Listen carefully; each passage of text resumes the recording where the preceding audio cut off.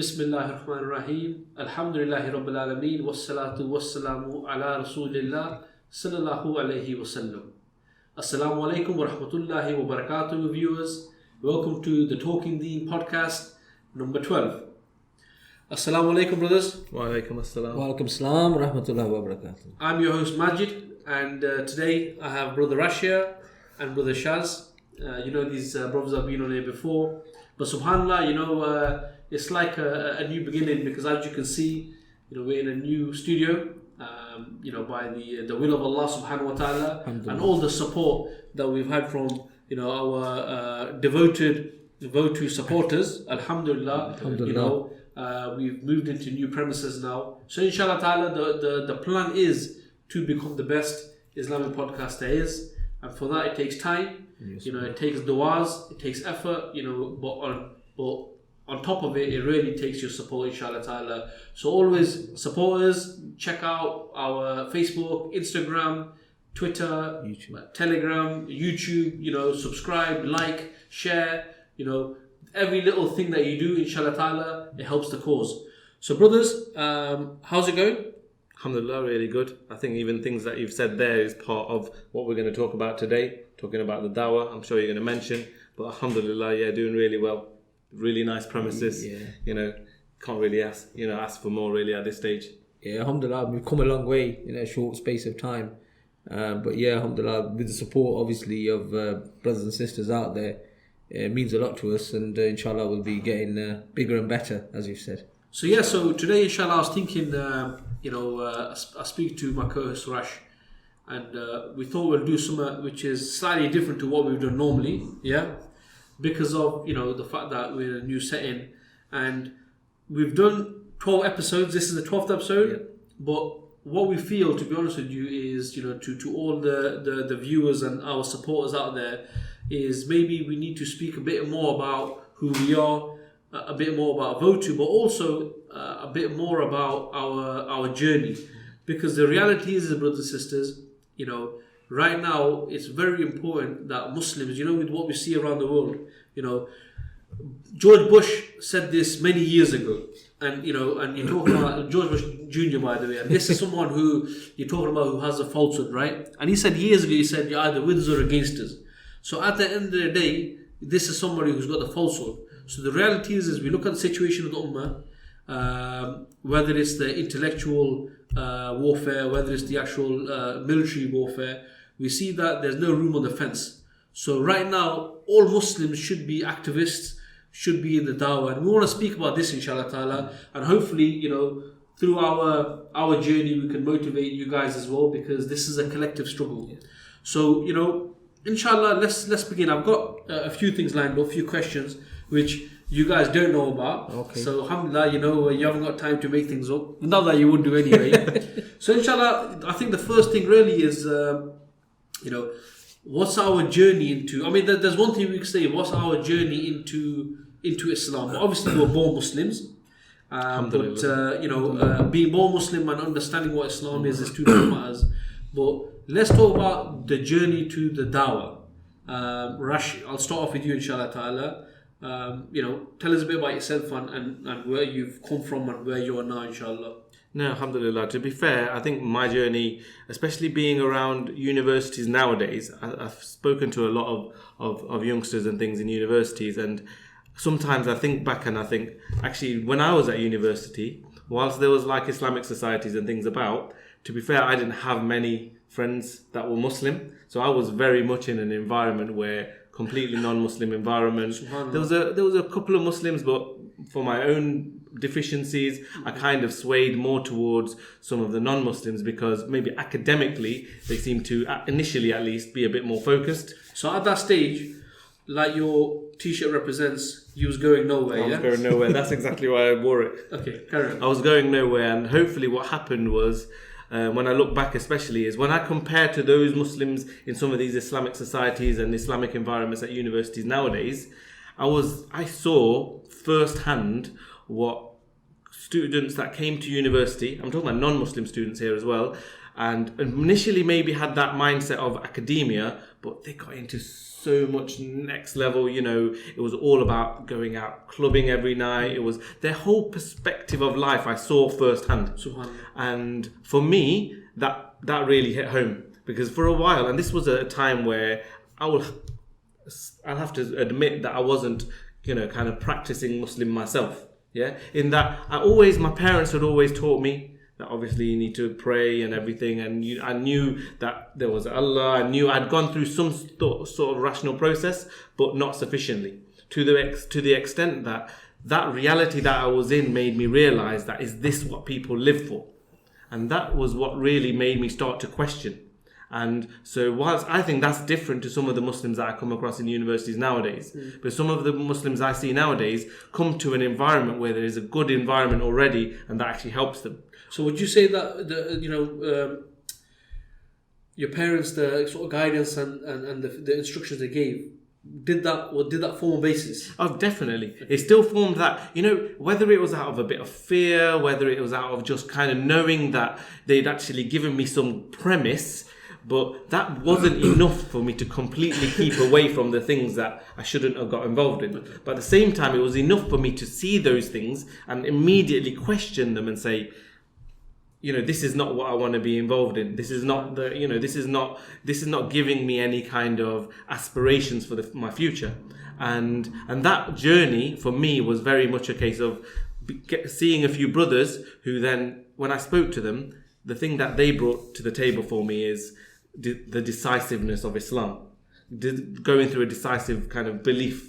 Thinking of it for yourself. Thinking of it for myself, because before that it was very much someone telling, if there was a group of people praying, I'll go and pray with them. If my parents would shout at me and say go and pray, I would go and pray. But that coming from yourself process, I have to be honest, it only came when I went through a rational thought process of sitting down with some brothers, and those brothers saying to me, look, you can prove the Creator. You can prove the speech of Allah. You can go through this process. And I'm not even talking in like Islamic kind of teach. It wasn't like a Islamic class. It was just sitting down with brothers, and brothers giving me that thought process. And to be fair, and it might sound grand, but that absolutely changed my life. Because from that moment onwards, it was like all of those things that my non-Muslim friends were doing, I was thinking, that's not going to get me anywhere. And from that point, it was all about studying the Deen. Subhanallah. I'm sure we'll touch on a few more points. Obviously, with our guest, he's not even really a guest anymore. His brother Shaz, someone who I've known for a long time, someone very close to me. And I know, subhanAllah, Shaz's story is quite different. I'll let him, inshallah ta'ala, tell us about, the things that happen in his life, which really put things into perspective, shall I say. Yeah, alhamdulillah. Sometimes life throws you curveballs and you don't know how to deal with them. So for me, again, similar to Rash in the sense of university was a big eye-opener. I went away to university, had the whole, I'm going to, become educated. I've got a plan for my life. I'm going to get a job and, 2.4 children kind of scenario. But subhanAllah, while I was at university, a few things happened. And I guess I was always looking for answers, but I just didn't know where to look for them and what they were. So while I was at university, my mother passed away as a university. Started opening the doors. I started looking at questions. What am I doing here? What's the purpose of me being here? And you feel that level of, I wouldn't say inferiority, but helplessness, that someone you're so close to, but you couldn't actually do anything to stop them. Yeah. And then, believe it or not, about 6 months after that, I was diagnosed with cancer while I was at university. And then that one really was the eye-opener for me. For me, that was the one where I was sitting there. I can actually remember it like it was yesterday. Sitting there in my bedroom and I was looking out the window and I actually asked myself that question. What's the purpose of being on this planet? Allahu Akbar. You know what I mean? What is my purpose? If I believe that there's a creator, then what did he create me for? And that was the doorway for me to start looking for the complete, decisive, and the wholeheartedness of Islam. Because then I was asking questions like, well, it can't just be about praying, because I'm a human being and there's other elements in my life. So if people are saying to me that Islam is a way of life, then where does everything fit into that life? And that was when I started pursuing knowledge, started hanging around with a lot more Muslim brothers, because similar to Rash, in my early part of life, I used to hang around with a lot of non-Muslims. Okay. So there was always that mishmash of, where do I fit? Where do I belong? Who do I belong with? And then after that, I started getting more answers and started looking at it, and Allah made it easy for me to get these answers and to find that actually this is my purpose. This is why I've been put on this earth, and what I need to do to get to our final destination, which is Jannah, inshallah. So yeah, it was whenever I thought, this is a tough moment, or these things were happening, it led me to believe to these questions being answered. So now obviously I know Allah was testing me, and Allah was finding the path for me to get these answers, because you see so many people in this dunya just walking by you aimlessly. There's no objective. There is no objective in their lives. And it just clarified for me what my sense of being was, and what my value was as a Muslim. And so alhamdulillah, this is a blessing from Allah subhanahu wa ta'ala. And I've learned a lot from it, but a lot happens, but obviously Allah teaches you, and you learn from these, and you should be growing from this. So Muslims out there, things will be thrown at them, and they'll think, why is this happening to me? But we should be really looking at it as, how is Allah teaching me to be on the straight path? How can I get my answers? And for us, Islam is the solution to all our problems. So once I realized that, and once there were brothers who guided me or helped me with this understanding of this, I realized this is it. Islam is Islam or nothing. It really was that, but you realize it's Islam or nothing. What's amazing about that, because sometimes we don't appreciate that. Some of us get these things that happen in our life that kind of, it's like the shock treatment you give times to someone, when you want to bring someone back to life. That treatment where, you have that feeling of, I need to look for answers. A lot of people just kind of carry on with their lives, and all of a sudden those kind of distractions in life just never get them to seek those answers. So I didn't really know about your situation until Majid mentioned it not so long ago, and that's what it made me think that as well. Subhanallah, I've had it twice. Seriously? Yeah, I started a few years ago as well, alhamdulillah. Again, and I do believe what you said. It's like we mentioned this about shock and awe, and this is Allah can test us in this way. So again, maybe for that time when it happened, I was in a completely different headspace, and where I was young, I was single, I was a student, and that brought me onto the Deen. And now, when it happened this time, there were other questions I was asking. I was a father, I was a husband, I had children. I was thinking, okay, if I go tomorrow, what have I taught my children? What have I done for them? It was that, and it really is that question, and that's what even wants me to do more in terms of what I said to you brothers about the platform VOTU offers us. What am I going to do when I leave behind this dunya? What am I taking forward with me? The thing is, the end becomes a reality, even though the end is a reality anyway. Yeah. But subhanAllah, the Messenger sallallahu alaihi wasallam, when he said that, often remember the destroyer of pleasures. Yeah. Because the thing is that we're all immersed in our pleasures. Okay, and that doesn't mean people are just messed up. That just basically means in life. Okay, but you should remember the fact that there is an end. You should remember, and subhanAllah, this is obviously, we know Allah subhanahu wa ta'ala, He is unlimited. Of course. Yeah, but we are limited. Our life is limited. But the way we live our lives is actually in the way whereas if we're going to live forever. So these type of things that you mentioned, subhanAllah, that itself, personally, I think would have been an eye opener, because what it does now, that reality, it hits home. The fact that it's one thing someone saying to you, bro, you can die any moment. You say, yeah, alhamdulillah, it's true. But when you go in and you've gone into and the doctor says, look, this is what you've been diagnosed with. We'll see how it goes. That's a different. That's where you've got the theory, and now you've got the practical. But I suppose you're blessed with, that example.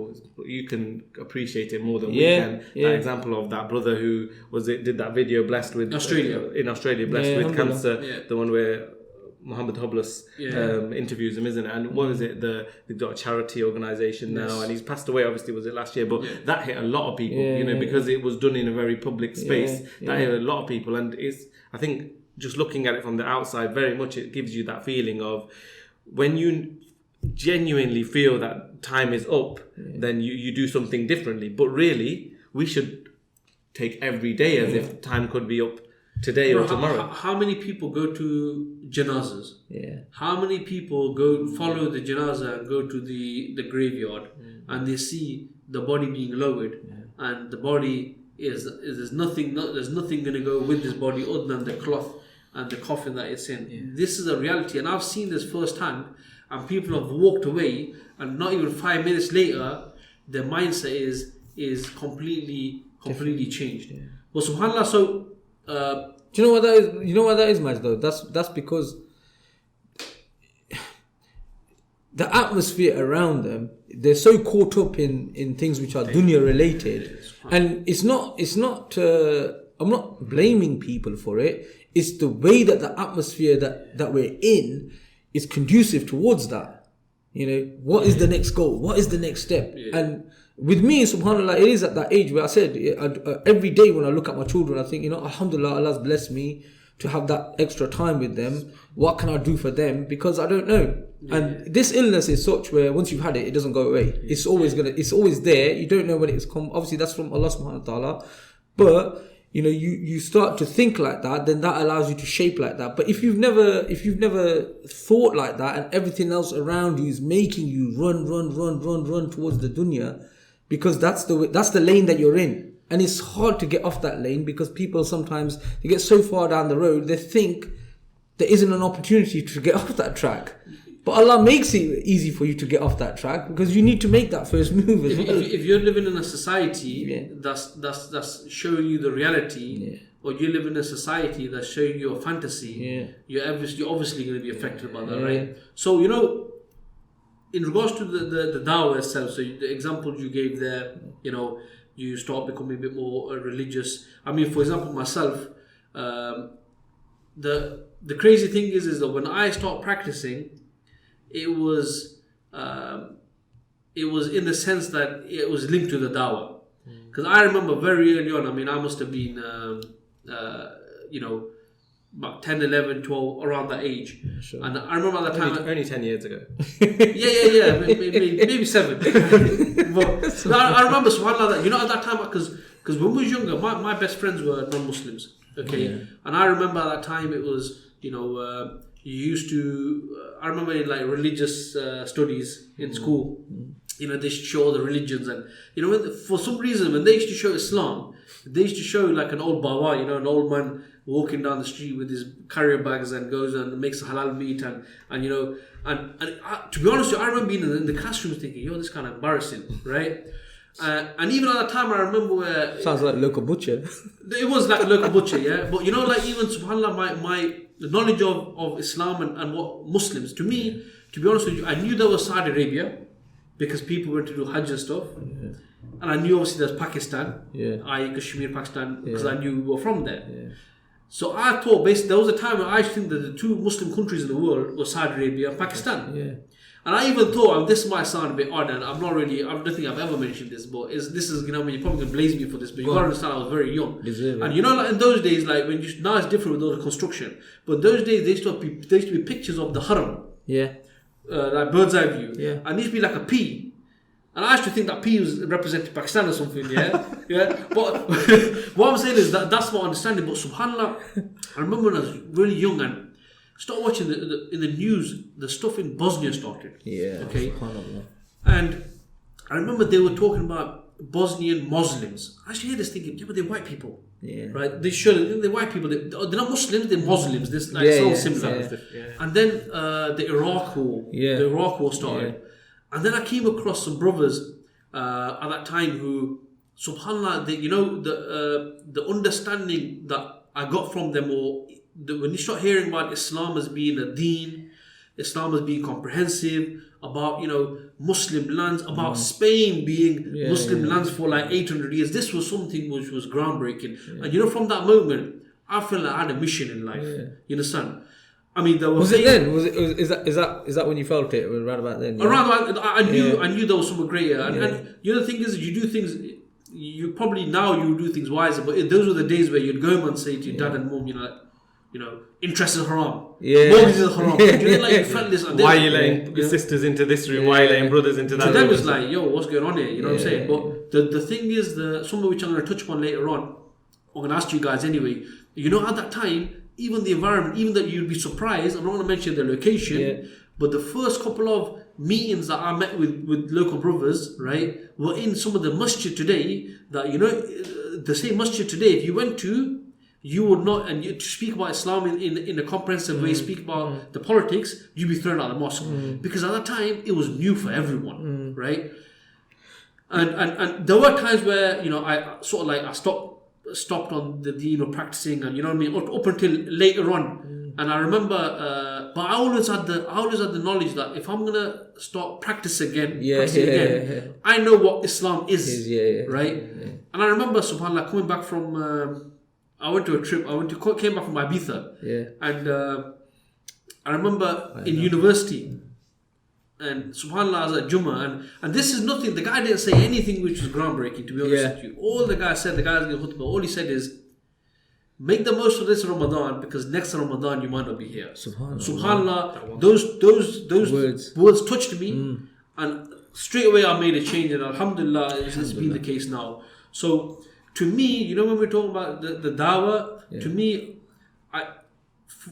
when I came into the deen, the deen was comprehensive. Okay. So I didn't go through a spiritual journey in the sense like, you know, I became like just praying salah, but everything else. When I came into the deen, when I started understanding what Islam is, it was with this comprehensive nature. So, you know, in regards to one thing I touched upon, we'll move on inshallah, about because obviously when you guys, at some stage you got into the dawah, because that's what we're speaking about here, right?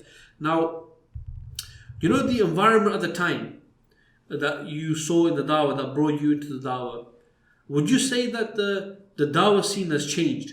Would you say that the challenges that you guys had at that time, would you say the challenges are the same now? Or would you actually say that there's more challenges now for people, from becoming practicing, if you want to use that term, because when we were younger, practicing was someone who's praying, because no one prays. That's right. But practicing is someone who tries to practice all of Islam. But would you not say that challenges are slightly different? The reason why I'm saying that is now you see generally a lot of Muslims, those days you were on the dawah or you weren't doing anything. Nowadays, you have many Muslims, alhamdulillah, they're praying, they do give their zakat, they do these things, they have a good understanding of Islam. But you know, when it comes to activism, or when it comes down to dawah or being involved in this type of activity, it's not there. So is that part of the challenges also? Yeah, I think the dawah scene has changed, and you can say there's elements that are similar. Certainly, because, you know, back, like, you know, 10, 15 years ago, when you was actively talking about Islam, even if you talked about some of the elements that today people might be a bit more concerned by, you know, like the political element, by, you know, the war on Islam. We've talked about some like Rand Corporation previously. We've talked about all of these kind of things which some people are still a bit fearful in getting involved in, because they feel that, oh, you know, especially with Prevent and all of these things that are around now. Yes, there was styles of those things in the past, but previously, when 9/11 happened and times like that, a lot of people were activated to the extent that they thought, we now need to be out there speaking about Islam in the correct way, comprehensively. Whereas today, I think there's more people, and even parents, there's more people who, if they want to get involved, either due to pressures from schools, universities, but also parents, where they might go, oh, what if they class me as an extremist now? So I think people find it more difficult to come onto the dawah scene nowadays, which isn't always completely negative, because maybe they find other channels. So because there's lots of movements and projects on nowadays which are an element of kind of raising awareness about Islam. So this is why I don't always actively there's lots of movements, And it's not a case of going, that movement is doing something that is completely wrong. I think there's a lot of movements that are contributing to kind of revival for Muslims. But actually, what sometimes is a bit concerning is because of this change, in the past where it was very much, you could pretty much get into the dawah without kind of almost no strings attached. Whereas now there's this kind of maybe an element of fear involved. But what I think is really important is, you said you didn't have like a spiritual journey, as such. You had more of it happened and you understood Islam comprehensively. But I think what happens to some people is, especially like mosques and stuff, is like their journey is different to the extent that they become apoliticized. So their version of Islam is very much it's very spiritual, very ritualistic. And it may work for them in that it makes them practicing, but actually they never go beyond that and say, you know what, I need to do something which is going to help the situation of the ummah. I can do something that's going to help myself and it's going to attain me, my akhirah, but not really appreciating that actually doing other things is probably more important today than just concerning myself. So I think those elements are different, and that's why I think the dawah has changed to an extent for that reason as well, I would say. Yeah, I mean, for me, it's completely something different to what it was. Okay. So I went to university in the 90s. Probably showing my age there. You're giving away yeah. But anyway, 80s, weren't it? No. All right. But so when I first started, it was a question of, I was just looking for the answers for myself. Okay. So it was just a question of, okay, what is right, what is wrong. I was clearing out the buffer noise. I knew what my parents had told me, similar, that this is right, but is it really right? Is it truly right? And you get involved, and as similar to a lot of probably brothers, where's the first place to look was at the local mosque. So I went there, got a limited amount of answers, but again, it wasn't better than what I already knew. Then I went to the Islamic Society, met some other brothers there, got more answers, started reading, learning more. Still wasn't satisfied with what I'd come to the conclusion. And then I obviously learned and realized, and the biggest thing that I can probably take away and teach my children and things is read the seerah of Rasulullah sallallahu alaihi wasallam. Yeah. If you read the seerah of Rasulullah sallallahu, it really does put your life in perspective. And as a dawah carrier, as a person who wants to carry dawah and wants to play a positive role in their community, in their household, in their country, that is the blueprint for somebody to realize, actually, it's not just about me. It's about my fellow man. Because Rasulullah was sent as Rahmatul Alameen, a mercy upon mankind. So it shows you Islam wasn't just for the people of Arabia or the people of the Quraysh. It was for the whole of mankind. So if I believe in this, if I believe in what I've learnt about, it's not just for me then, is it? It's for the brothers and sisters around you. And so that kind of put me on that journey of realizing, well, it can't just be about me. And then I read about things that Islam is comprehensive in everything, from a financial system, from a social system. So all these things started to put into place, and I was thinking, well, then how do I get involved in that? How do I make that changes? And simply, Rashi, go home, you say these things, you can't be doing this, you can't be doing that. That's your youth, and sometimes you do that. But now we're in a much more mature stage of our lives, and we get to interact with our children and understand what we want is for the best for them, and not just our children, but for the whole Muslim Ummah. How's that different to? Because what we're speaking about. Okay, yeah. So for me, the challenges were that when in the early mid 90s, compare the challenges then to now. There were less challenges then because I believe genuinely, hand on heart, there was less corruption there as well. So corruption in what sense? In the sense of, there's this war between Islam and Kufr. Okay, it's a tug of war, and in that phase, or if you want to call it, it's about 25 years ago, yeah. In that time, it was easier to get involved in activism because there were a lot of groups, there were a lot of brothers and sisters doing things. And there were that tug of between Islam and Kufr. I feel it was less. It was very easy to get involved, whether it was right or wrong or what people were doing, but it was very easy to start learning. Now there's that much. There's still a lot of. There's more brothers out there. There's more brothers and sisters out there doing for Islam, but on different platforms, as you said, on different platforms. But that tug between Islam and Kufr, it still exists. So we see it every day. So many brothers and sisters being involved in certain things. People maybe don't want to talk about it or touch about it, but I'll give you an example of drugs. When I was young, a person who smoked drugs, if they saw you and they realized that you didn't smoke drugs, they'd tell you to get lost from that area.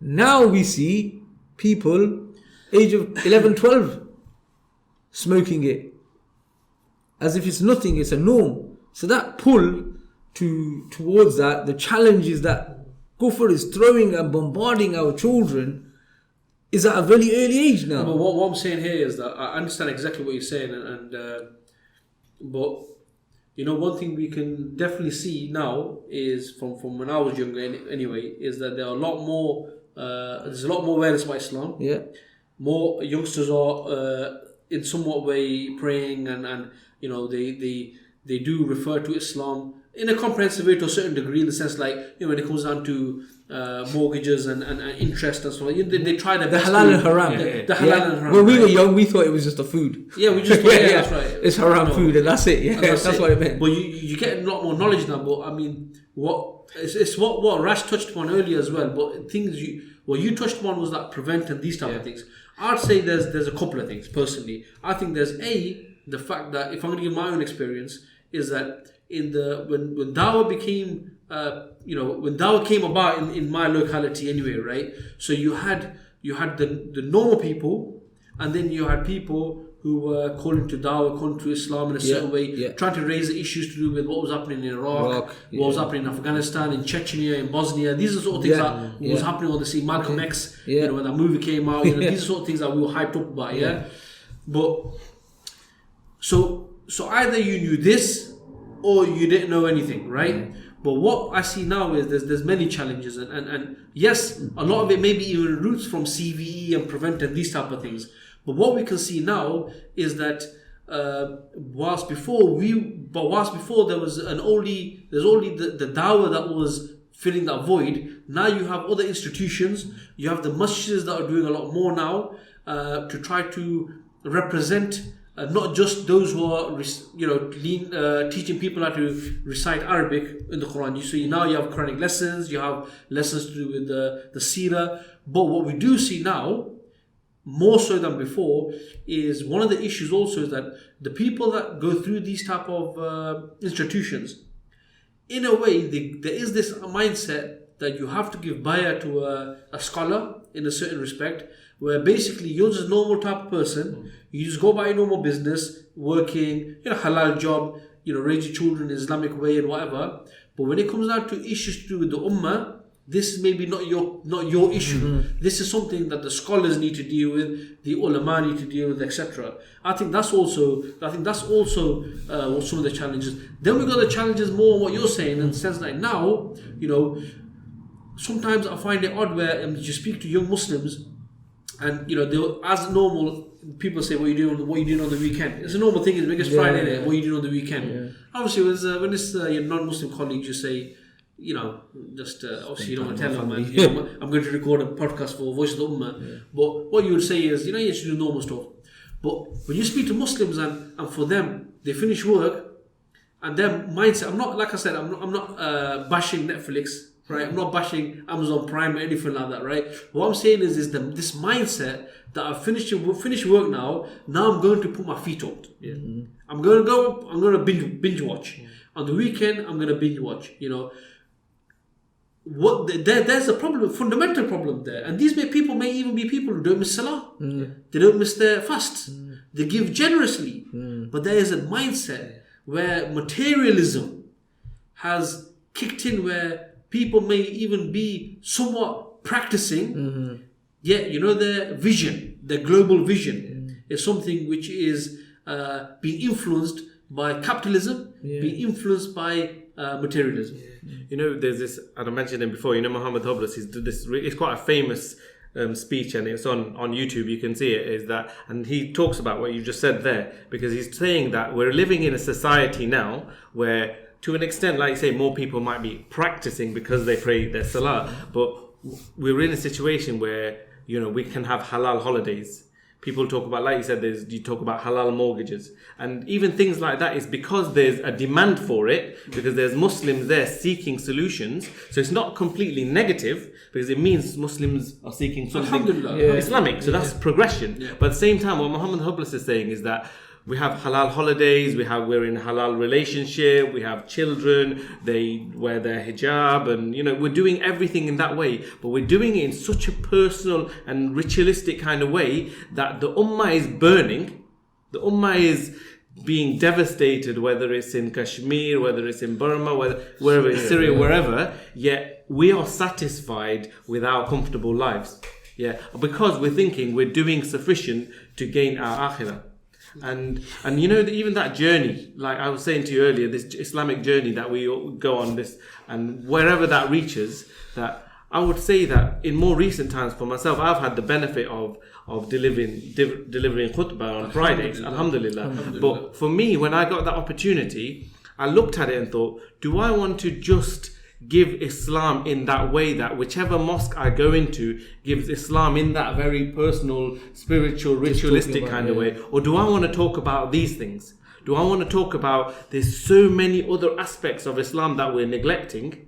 And like even the VOTU project is related to this, but there's so many aspects of Islam, and escapism, which is what you're talking about there, you know, your Netflix and all of these things. Escapism has played a part in that. So we've made this version of Islam, which we compartmentalize and put here, and escapism still is fine, where we go away at the weekend, like you were saying, and we can, you know, and all of the things are probably halal.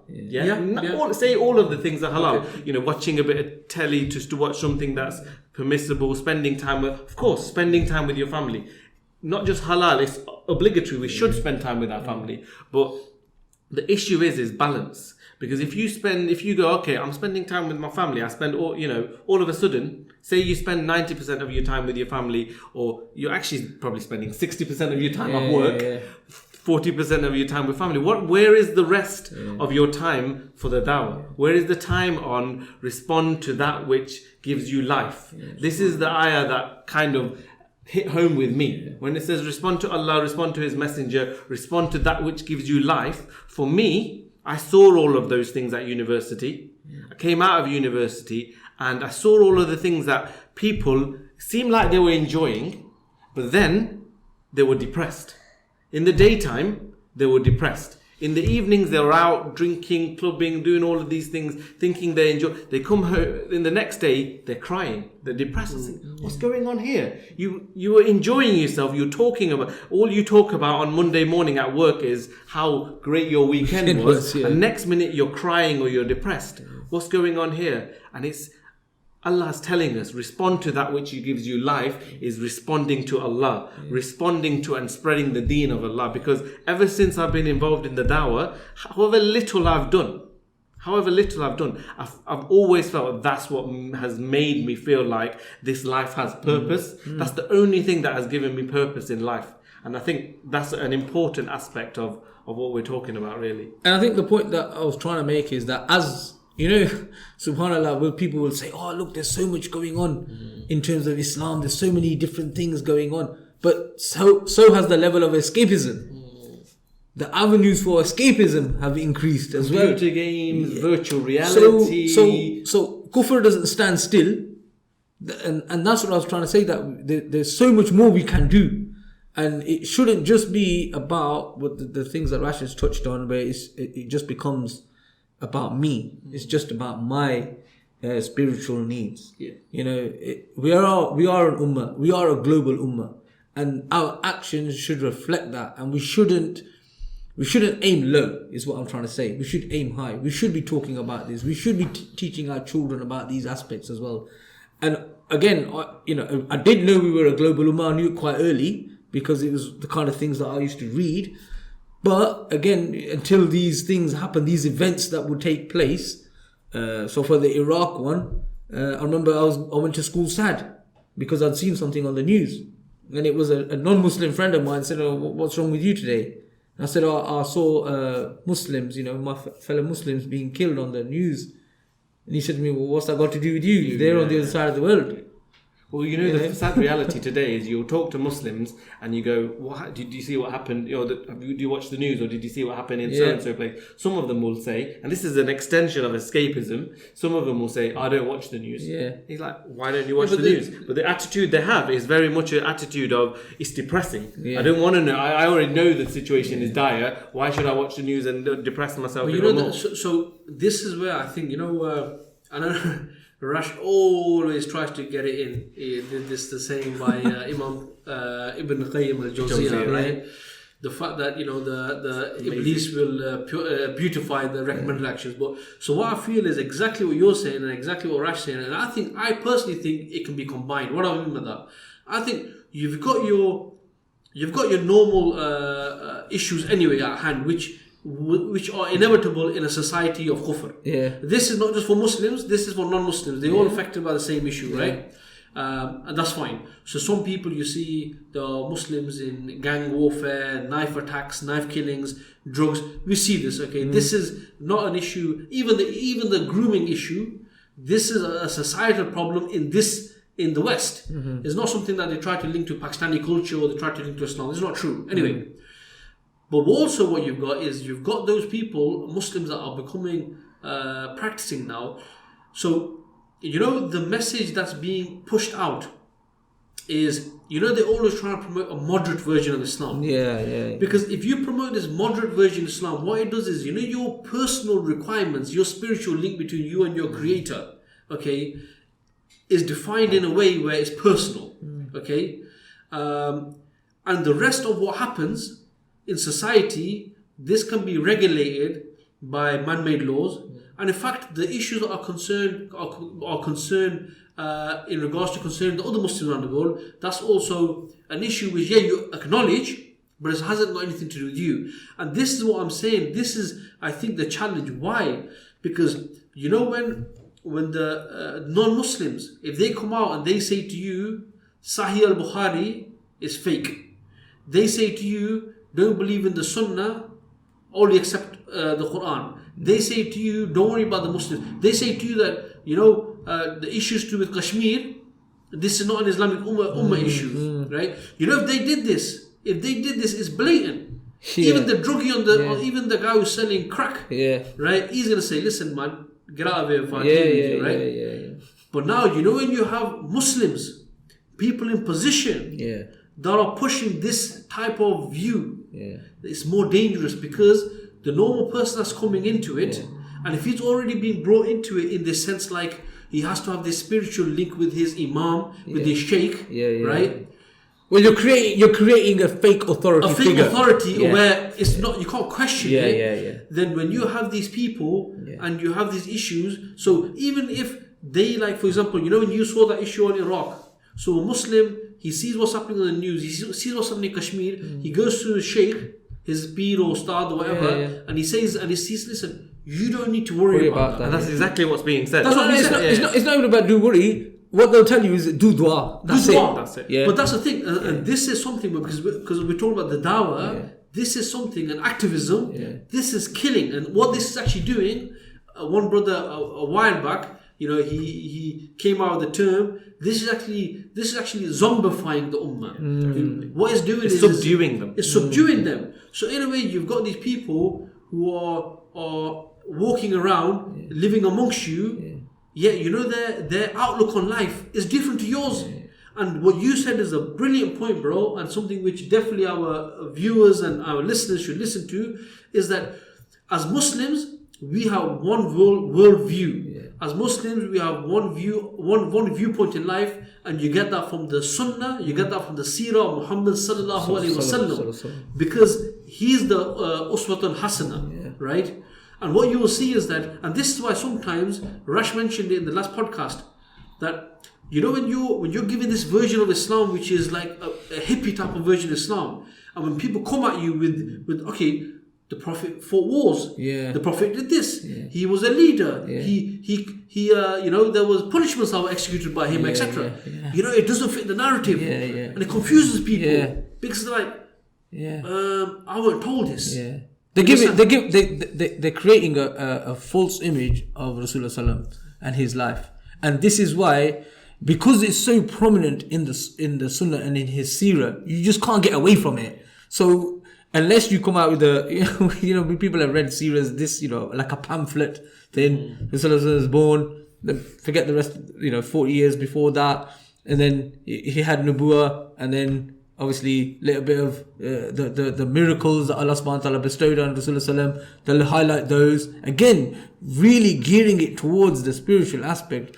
But if you look at it, the totalitarian of the whole completeness, as a husband, as a father, all the rules that come just even from that. Yeah, and you can link it all. And this is the thing, that often when we discuss the seerah, we don't link it to systems that were provided for economy. We don't link it to the fact that that social system that was implemented there, actually we still have, thankfully, alhamdulillah, we still have remnants of it today. Bro, that's because, you know, some people that do read it, it's read like a storybook. There's no link between their lives and now. And I think this is why I said that, you know, when I said about escapism, it's not just about the personal escapism, it's the escapism of actual making real change in the dunya. So there are so many different more avenues now that exist in this time frame of dissipating and allowing Muslims to become zombified.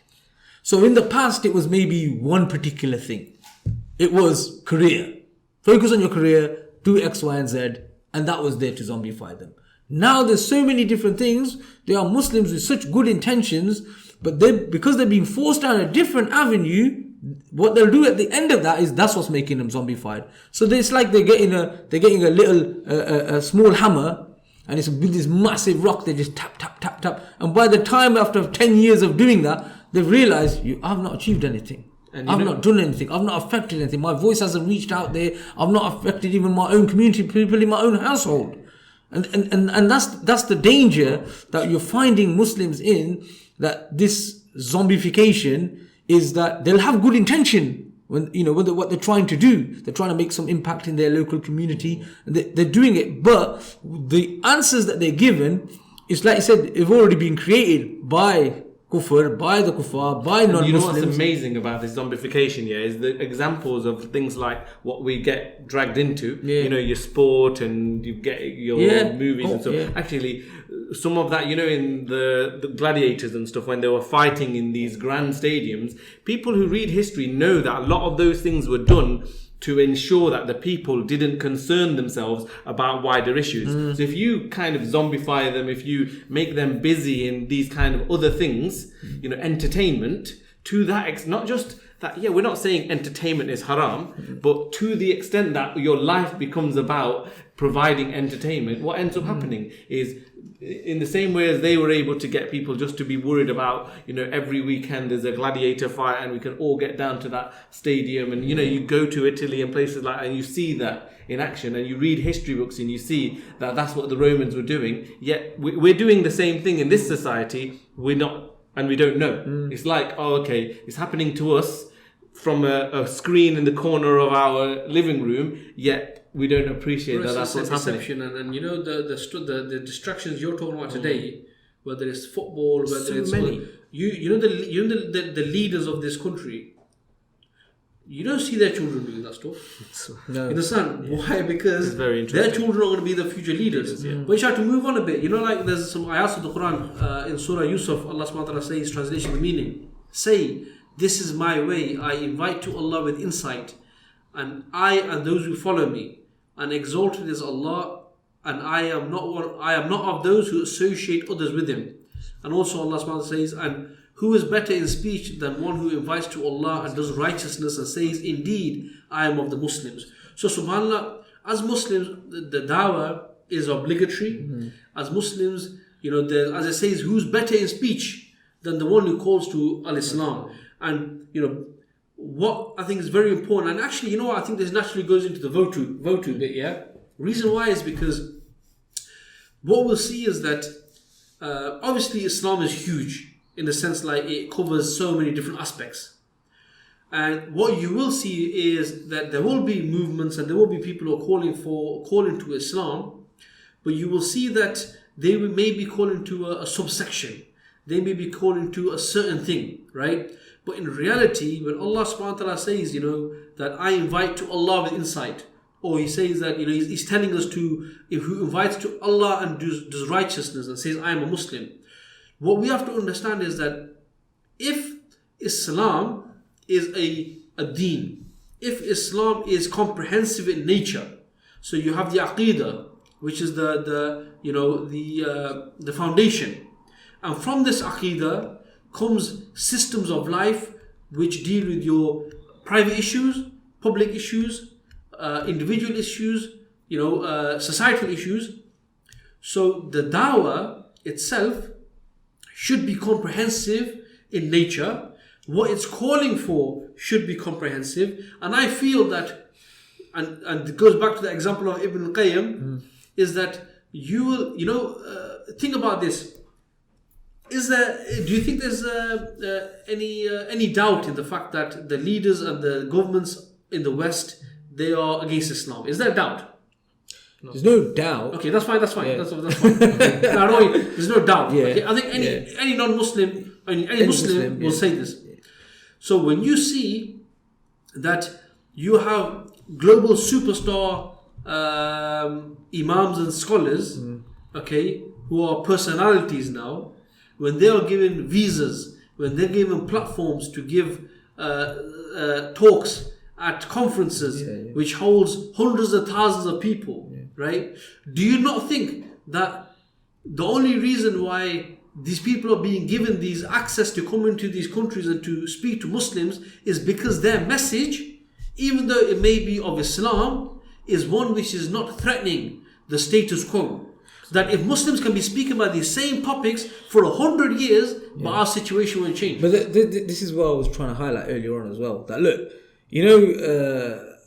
not only these imams or anybody else, it's even organizations. They're given funding, they're given platforms to speak on. Yeah, I mean the whole thing. As a holistic point of view, they're all in it, and no ideology is going to let another ideology surpass it or overtake it without trying to destroy it, whether it's from indirectly, subliminally, whatever it takes. And especially right now with capitalism, with all its money, all its resources, all its weapons, it won't destroy Islam, because we know Allah subhanahu wa ta'ala protects it. But you know what, bro? I want to be a part of that.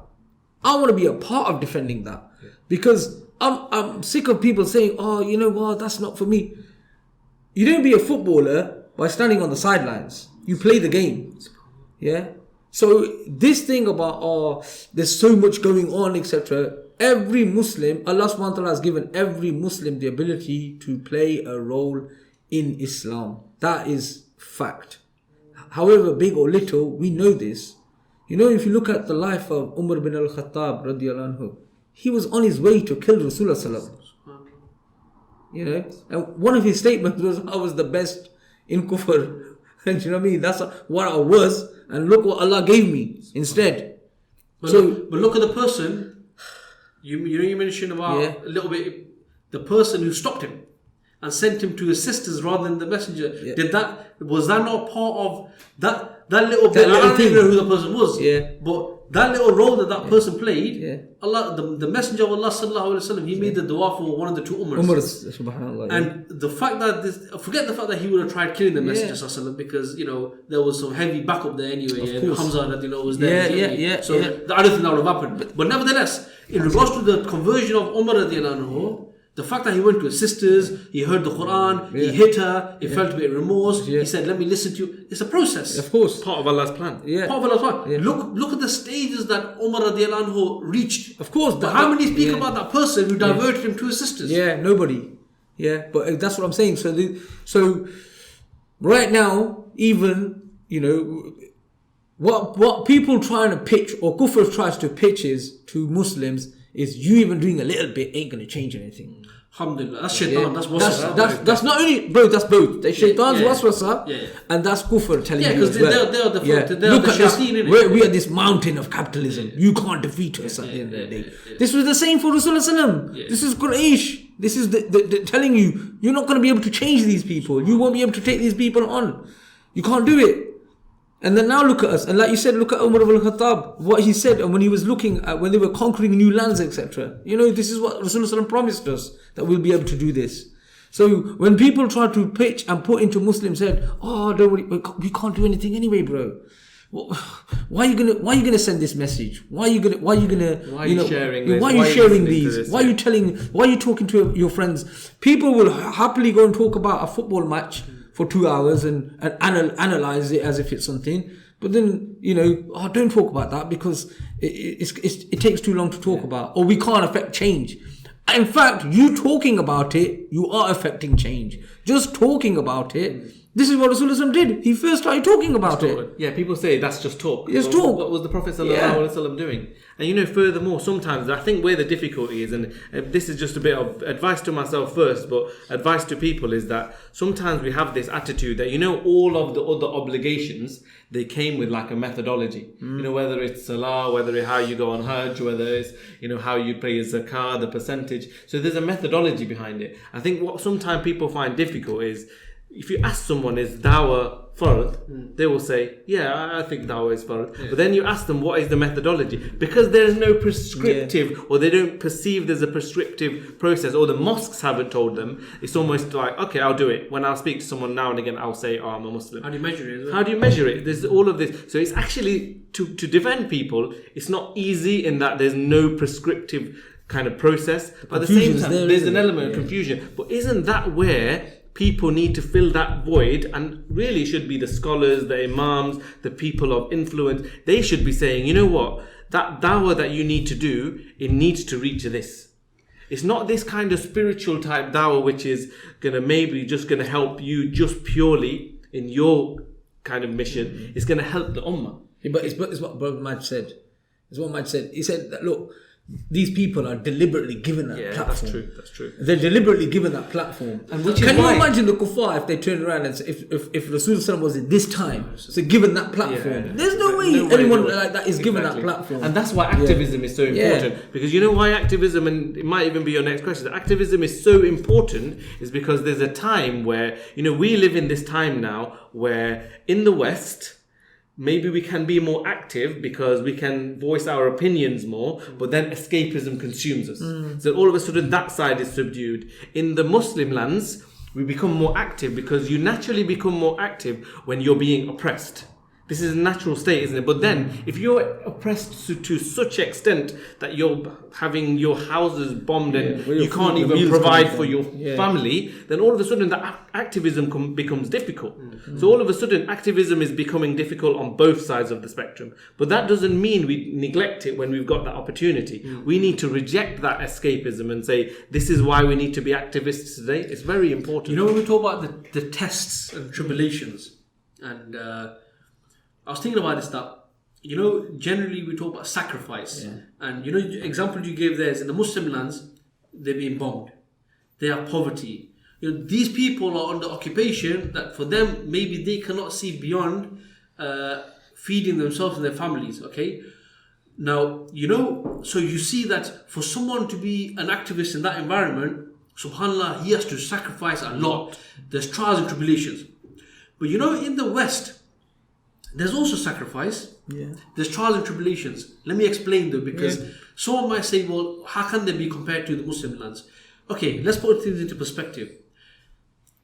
It took me a little while to try to appreciate this, that, if we're talking about escapism, we're talking about materialism, we're talking about this society that you're engrossed in, bro, I'm not talking about you being taken to like a dungeon and being tortured for the dawah.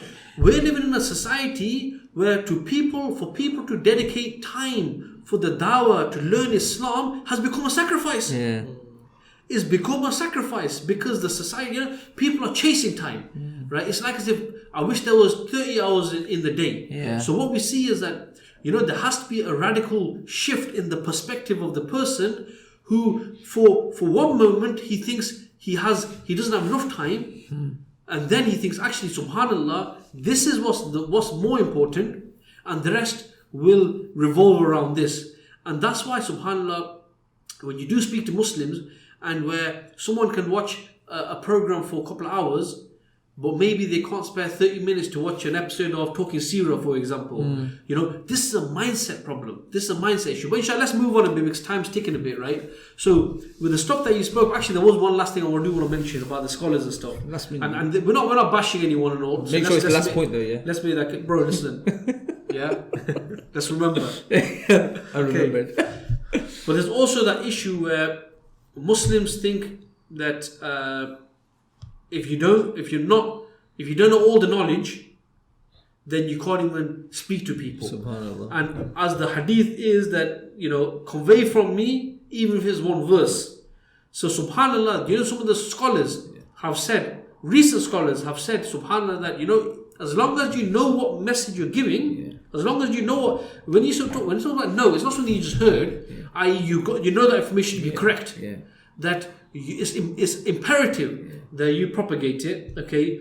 And to be honest with you, I think some of you guys might have been there, but I was in an environment where there was one brother who was saying, look, until you're not a 40 plus being qualified, you shouldn't even speak about Islam. Then you shouldn't speak about anything then. But that's the point. You shouldn't speak anything in life then. Okay, that doesn't make sense. That doesn't make sense to a human being. No, but it didn't because the people that were in the gathering, they were like, I don't know if you were there, but they were like, how can that be right? And it's swapped because the normal person on the street thought, it doesn't make sense. Okay, so inshallah, we're talking about activism, we're talking about this, and we want to bring this to some sort of a summary and something we could take away. And I think this is the moment where, I think voice of the ummah, we can pitch voice of the ummah, because I think, subhanallah, this is like an apparatus, voice of the ummah has a vision, okay, and inshallah ta'ala, the vision is to generate awareness in the ummah on the key ideas about Islam, about the issues of Islam, and inshallah to arrive at a place where Muslims are well equipped with their deen, they are confident in their deen, and they can then face up to the challenges that we experience.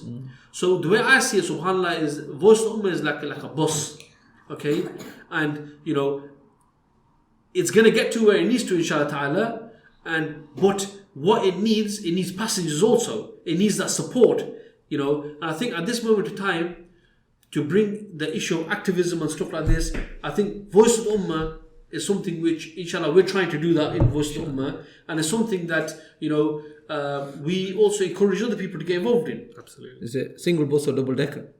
Bro, inshallah, it might have started off as a go-kart. Okay. Alhamdulillah. This can become the first triple decker. Bro, listen, I'm talking about like a skyscraper decker. Skyscraper decker, mashallah. You understand? Inshallah ta'ala, because the ummah is huge. Some good vision there, But I think it's important because we spoke about the dawah, we spoke about aqidah. No one's belittling any part of Islam. No. So I know our views to think, okay, so if you're going to give Islam, you're going to give it in a comprehensive manner. Does that mean you have to mention everything to the first person who's not even praying? No. What it means, and the important thing is, you always have to start from the aqidah. You have to start from the fundamentals. But if the fundamentals is understood incorrectly, in the sense it's partial, then everything else is going to be incorrect. And I think this is what, when I said, when we talked about our journeys in life, I think that's where it was never sit right. It's everything that I'd look at, it'd be like, okay, that's good enough for this, but what about this element? And then the more, alhamdulillah, some brothers gave literature, or you'd read, and the internet was new in those days. So that's how long ago it was. The internet is quite new, had dial-up. But anyway, so you'd find new pieces of information, and you think, actually, that there's got to be something more. And there's got to be something complete. And, when you come to that conclusion, like you said, it's about knowing what is more, and the more is that Islam is complete, and we do talk about it as being complete solution to all of mankind's problems. But you mentioned thing about the voice, you mentioned thing about the information being there, and I think this is why Voice of the Ummah VOTU is quite key, because at this moment in time, I personally believe there's a lot of confusion in the Ummah. Yeah. And I think there's people, there's elements, there's organizations that are put there to actually further the confusion. Yeah. So within this, it's important to have some sort of an organization which actually, can clear the mist, clear the fog, and to try to show the Ummah, who we are. We're a noble Ummah, we're a great Ummah. What we can achieve, we're the same Ummah that were 300 at Badr. We're the same Ummah that defeated the Christians at Yarmouk. We're the same Ummah. You understand? That started from the desert and subhanAllah took over the most of the known world. We're that same Ummah. Yeah. Okay? The only thing that maybe is lacking is the understanding of Islam and trying to live according to it. And that's where I think when we talk about activism, I think this is very key, that what we should be doing, we should be a voice for the Ummah, of the Ummah, in order to try to show what Islam truly is. And I think this is something which we're trying to do. Yeah, inshallah. And something which, can only be successful with the input of the Ummah. Absolutely. And we had this vision, didn't we? Just as you've said, we've had this vision, and we started off Voice of the Ummah a few years ago, to be fair. Yeah. And people may not have noticed as much, because in those times we were really more on the kind of the online in terms of blogs and just like articles and things like that. But we did have that vision from day one that Islam is comprehensive, and we should present Islam in that comprehensive nature to the Ummah. But that includes not just purely from a knowledge point of view, but also from the point of view of what attacks are taking place on the Ummah. So Muslims are, like you said again, more armed with, when a situation arises, they can evaluate that situation and say, from an Islamic point of view, from a political, in kind of what the political scene is at the moment. And, you don't have to be an expert on geopolitics. You just from the point of view of going, I know this is happening. I know the brothers mentioned this about this corporation and that corporation. That's what they're involved in. Oh, then there's other organizations giving us this information. At least I can piece everything together and at least be able to be armed with that information from a knowledge point of view, And share it. Yeah, and share it. You know what it is, Baji? It's what you said. I think I lost my trail of thought earlier when I was mentioning Umar bin al-Khattab, but then you mentioned the point about the person who redirected him. I thought you were going to go there, but I think you took the different route. What I meant to say was that, look, where Allah subhanahu wa ta'ala chooses for us is different for everybody. Allahu Akbar. Okay. So Umar bin al-Khattab was given a position that he attained, but it doesn't belittle the other aspects that every other of members of the Sahaba did. Not everybody was at that level, right? So, as Rash has mentioned, it doesn't mean that you're going to be an expert in geopolitics of one particular area or one particular science or on hadith or Quran, but it does. We should have the mindset to tell people, our children, our future generations, that Islam is a complete solution for their life. We have to defend our side, isn't it? If each one of us is like a circle, isn't it? Yeah. Each one of us stands on that side of the circle, and we need to protect Allah subhanahu wa ta'ala, the Messenger sallallahu alaihi wasallam, and Islam at large from our side. And if we're not doing that, all we're doing is standing aside and letting someone come past and say, we're going to attack Islam from that side. Well, then you can't turn around and then blame your children for not doing that. If you can't do it, and you're not going to play a role in it, then what chance is there for your children or the next generation of Muslims that are SubhanAllah, brothers. Inshallah, let's sort of wrap this up. I think it'll be good to summarize with a few points, inshallah. So any final points that you guys want to something key for our listeners to sort of take away. I think the first point linking to Shaz's issue wise, is, and yourself, to be honest with you, on life itself. Life is short. too short. People not getting any younger. You understand? Either you set your legacy now, or you forever regret in the hereafter. So I think first and foremost, we should really ponder our purpose in life, and as Rash said earlier, is think of it for ourselves, and I think that's the start. Yeah, and you know what? This is, hopefully people will appreciate this. we're here as brothers who we are not qualified as in terms of, media experts, geopolitical experts, making posters and videos. But if people see our content, everybody, and there's people behind the scenes here, that everybody has contributed based on spending time. Yeah. This isn't people who have come from experts in their field to come together and form an organization. So we are all experts and now we're providing this product for you. Instead, people have gone, brothers who are involved, they don't do it for any material gains. They're not getting any salary out of it, any wealth out of it, anything like that. What they're doing is saying, I recognize that as an activist or as someone who needs to be involved in the dawah, this is what I'm here to offer. If I need to learn it, there's brothers who are learning how to use editing software and all of these things. That's not what they do in their day-to-day lives, not even what they do in their jobs, yet they are willing to sacrifice time to learn those things. Why? Because they recognize that when we have tools at our disposal, when there's dawah to be done, in this day and age, we use the tools that are there to be used to do that dawah. In the same way as the Prophet ﷺ, he collated people together and he spoke to them about the deen. Today we have different mechanism of being able to spread the deen. Different mechanisms to expose those plans that are against our ummah. And that's why we've got brothers that have got involved, brothers who have come along and said, I want to be involved because I want to do my bit.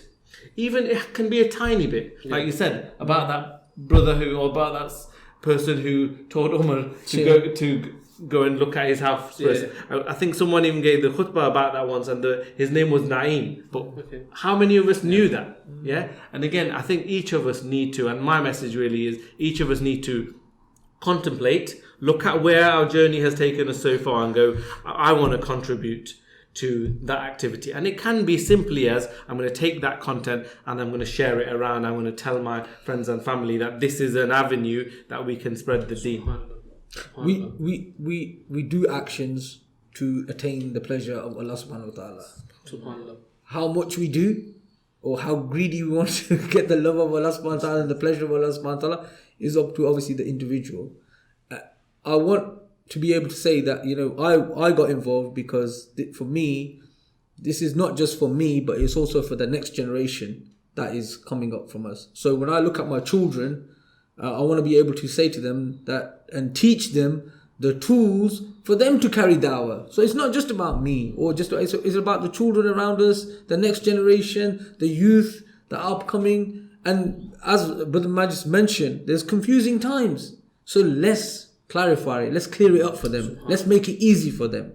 And inshallah, that's what VOTU is about. It's making it easy for brothers and sisters to be able to have access to that information and to share that information and get involved in that. And that's why for us, activism is important. You mentioned it a lot about the support of that brothers and sisters are giving us and helping us. And alhamdulillah, it means a lot. It does mean a lot that we're getting there and we are on this journey, inshallah, and long may it continue, inshallah. And it brings it all back together. Activism is more important than it is in other fields, because it's the deen, it's Islam, and it's an obligation. But also, we're living in a time now. If someone wants to be an activist to, I don't know, save those trees out there and things like that, they will one person will go and do it. And they will think, oh yeah, that guy is doing that activism. And there won't be any little competition for that as such. Whereas with the deen and with Islam, you got this difficulty now, is that all the platforms are taken up by the superpowers. The platforms are there going, we're going to attack Islam, we're going to generate this modernized version of Islam, but the only people who can overcome that are activists, because those people with those platforms are set there by our enemies. So surely we have to be the platform, the Muslims, the Ummah, and individuals have to say, I want to be the activist that actually aids the cause. That's why I think it's even more important than in other fields. Subhanallah. Yeah, so I mean, some really good summary there. It does seem like Brother Rash doesn't want to end the podcast, but unfortunately, I think maybe one of our cameras is going to go out actually anytime soon.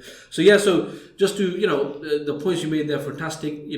Activism, and I think even more important is really, first of all, is having the desire about learning about your deen, learning about your history.